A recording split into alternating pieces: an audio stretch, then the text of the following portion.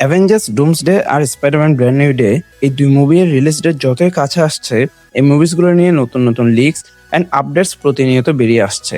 আর আজকে আমরা জানবো এরকম দুইটা মেজর আপডেটেড লিকস এর ব্যাপারে, যেখানে অ্যাভেঞ্জার্স ডুমসডে থেকে ক্যারেক্টার্সদের ফার্স্ট লিক লুকস বেরিয়ে এসেছে, আবার ব্র্যান্ড নিউ ডে থেকে স্যাভেজ হাল্কের ফার্স্ট লুক এবং স্পাইডারম্যানের সেকেন্ড স্যুট সম্পর্কে জানা গিয়েছে।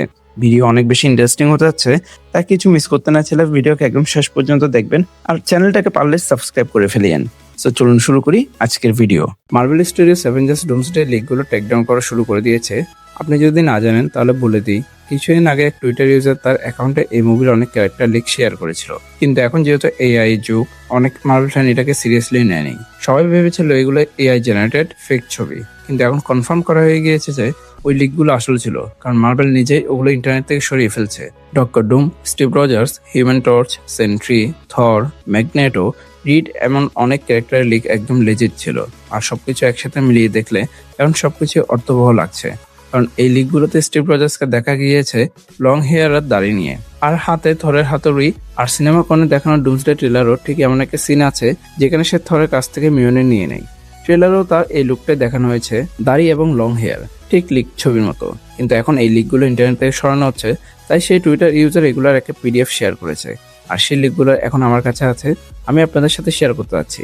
আমি এক একটা করে ক্যারেক্টার ইমেজ দেখাবো, কারণ কপিরাইট ইস্যু আমারও আছে। তো চলুন দেখি এই লিকগুলো তেমন কি আছে যে মার্ভেল এগুলো সরিয়ে নিচ্ছে। প্রথমে আসি স্টিভ রজার্সে। এখানে স্পষ্ট দেখা যাচ্ছে সে black T shirt, black jacket, নিচে ব্রাউন প্যান্ট পরেছে, হাতে মিওনির আর সে লং হেয়ার প্লাস দাড়ির লুক, যেটা ট্রেলারে দেখানো হয়েছিল। এটা কিছুটা ইনফিনিটি ওয়ারের লুকের মতো, মানে ডুমসডেতে স্টিভ আবার সেই লুকে ফিরে আসবে। এরপর জনি স্টর্ম অর্থাৎ হিউম্যান টর্চ, এই মুভিতে ফ্যান্টাস্টিক ফোর টিম তাদের নর্মাল কস্টিউমের উপর একটা ব্লু জ্যাকেট পরবে, এখানে সেটা পরিষ্কার করে দেখানো হচ্ছে। রিডও আছে, তবে সে টিমের লিডার বলে তার জ্যাকেট একটু হালকা সাদা রঙের।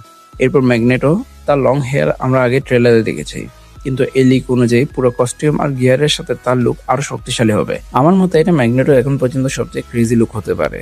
মিস্টিক, সে এখানে একটা তার কমিক অ্যাকুরেট সাদা ড্রেসে আছে। ট্রেলারেও আমরা তার ফার্স্ট লুক দেখেছি, যেখানে সে নিজেকে ইয়েলেনা বেলভয়ে রূপান্তর করে তার সাথে ফাইট করছে। এবার থর, ছবিটা একটু ব্লারি, কিন্তু তার লুক আমরা আগে ট্রেলারে দেখেছি, এখানে সে স্টর্ম ব্রেকার ধরে রেখেছে। ট্রেলারও তাই ছিল, তাই মনে হচ্ছে এই মুভিতে সে স্টর্ম ব্রেকারের ব্যবহার করবে। আর মেহনত থাকবে স্টিভ রজার্সের কাছে, মানে স্টিভ এখনো উঠতে। এরপর শ্যাংচি, ট্রেলারে তাকে গ্যাম্বিটের সাথে ফাইট করতে দেখা গিয়েছে। এই দুই ক্যারেক্টারের ফাইটটা দারুণ হবে। শুরি আবার ব্ল্যাক প্যান্থার হিসেবে ফিরছে, এটাও ট্রেলারে দেখা গিয়েছে, তাই খুব বড় সারপ্রাইজ না। অ্যান্টম্যান আর জন ওয়াকার, তার শিলটাকে ঠিক করা হয়েছে, যেটা আগে সেন্ট্রি ভেঙে দিয়েছিল। বাকির লুক আগের পোস্ট ক্রেডিট সিনের মতোই। এবার সেন্ট্রি, তাকে দেখতে খুবই দারুণ লাগছে। আগের মতো গোল্ডেন চুল না, এখানে তার চুল ন্যাচারাল ব্ল্যাক। ইয়েলোনার লুকও তো বড় কোনো পরিবর্তন নেই। তার কাঁধে নিউ অ্যাভেঞ্জার্স লোগো দেখা গিয়েছে। স্যাম উইলসন ক্যাপ্টেন আমেরিকা একই ব্রেভ নিউ ওয়ার্ল্ড লুকে। রেড গার্ডিয়ান তার সুটে নিউ অ্যাভেঞ্জার্স লোগো। আর ইন্টারেস্টিং বিষয় হলো তার পুরনো শিল্ড আবার তার কাছে আছে, সম্ভবত ভ্যালেন্টিনা তাকে সেটা ফিরিয়ে দিয়েছে। সাইক্লোপস আগে ট্রেলারে দেখা গিয়েছে। আর শেষে ডক্টর ডুম, এই লিক অনুযায়ী তার সেই সুটেই আছে যা পোস্টারগুলোতে দেখা যাচ্ছে। কিছু লিকে তাকে সিংহাসনে বসে চেস খেলতে দেখা গিয়েছে হিরোদের চেস পিস দিয়ে। আগেও এমন একটা পোস্টার লিক হয়েছিল, এখন মনে হচ্ছে সেটা সত্যি ছিল। কমিক্স থেকেও দেখে অনুপ্রাণিত মনে হচ্ছে। আমার মতে এটা মুভির আসল পোস্টারও হতে পারে। আর যেহেতু মার্ভেল এগুলো টেকডাউন করছে, তাই এগুলোকে হালকাভাবে নেওয়া ঠিক না, এগুলো লিজিট। ডক্টর ডুমের আউটফিটও একদম ফায়ার লাগছে। এই মুভি থেকে একদম ইনফিনিটি ওয়ার আর এন্ডগেমের ভাইব আসছে। আমার তো মনে হচ্ছে এটা সেরকমই একটা হিস্টোরিক মুভি হবে। এন্ডগেম রিলিজের 7 বছর আর ইনফিনিটি ওয়ার এসেছে 8 বছর হয়ে গেছে। সেই সময় কিছু ঘটনা আজও ভুলতে পারে না। ইনফিনিটি ওয়ারের শেষে তো অনেক ফ্যান শকে চলে গিয়েছিল। আর আমরা জানি ডুমসডেতে ডক্টর ডুম অনেক ক্যারেক্টারকে মেরে ফেলবে, যাদের মধ্যে আপনাদের ফেভারিট ক্যারেক্টারগুলো থাকতে পারে। আর এবার কিন্তু যারা মারা যাবে তারা আর ফিরে আসবে না, তাই এই মুভি আরো বেশি ডার্ক আর ভয়ঙ্কর হতে পারে। শেষে শুধু আশা করি সবাই ভালো থাকুক আর আমরা যেন মুভিটা ভালো মতো উপভোগ করতে পারি। কিন্তু এটা নিশ্চিত, ডুমসডে আর সিক্রেট ওয়ার্সে এমন অনেক হিস্টোরিক মুহূর্ত আসবে যেগুলো আমরা অনেক বছর মনে রাখবো। এই লিকগুলো থেকে হাইপ আরো বেড়ে গিয়েছে। এখন শুধু অপেক্ষা ট্রেলারটা কবে সবার জন্য রিলিজ হবে। এই লিকগুলো নিয়ে আপনাদের মতামত কি? আপনি কতটা এক্সাইটেড কমেন্ট করে অবশ্যই জানাবেন। আর ইনফিনিটি ওয়ার এমন এন্ড গেম সম্পর্কে কিছু যদি আপনি আমাদের সাথে শেয়ার করতে চান, অবশ্যই কমেন্টে করতে পারেন। স্পাইডারম্যান ব্র্যান্ড নিউ ডের নতুন লিকস আমাদের হাতে এসেছে, যেখানে স্যাভেজ হাল্কের একদম নতুন ক্লিয়ার লুক দেখা গিয়েছে। পাশাপাশি স্পাইডারম্যানের দ্বিতীয় স্যুটও রিভিল হয়ে গিয়েছে। তাহলে কি এই মুভিতে তার একাধিক স্যুট থাকতে যাচ্ছে?